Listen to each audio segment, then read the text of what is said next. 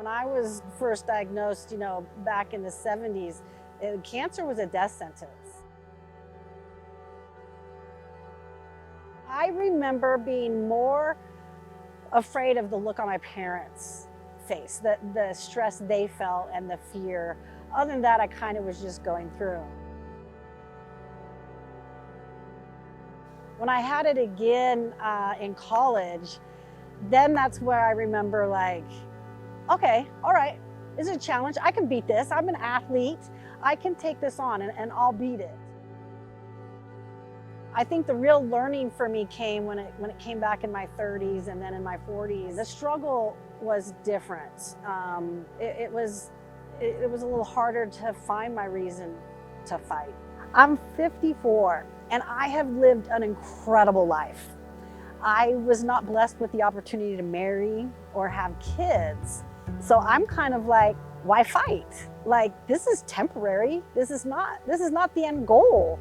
I was just kind of trying to figure out what was I supposed to do. It's obviously I'm not winning the battle per se, as it's never going to come back. And I accepted that this was a tool to help me change. It became not so much just like a death sentence. It was more like, okay, what do I need to learn from this?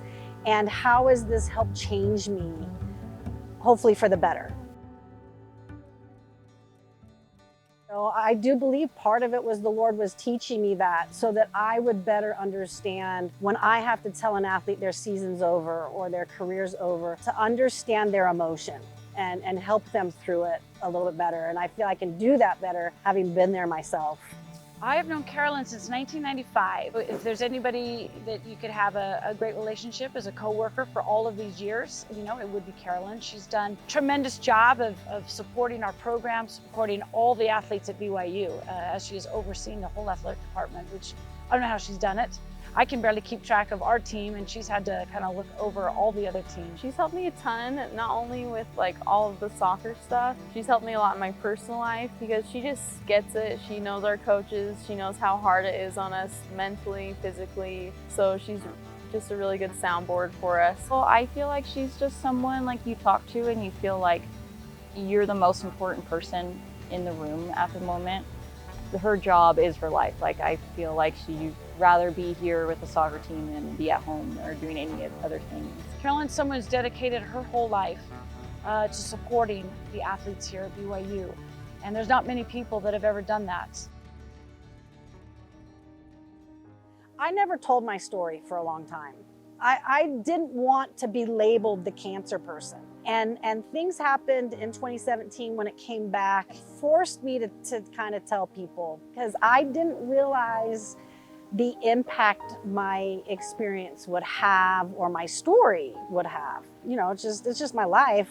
No one's really gonna care.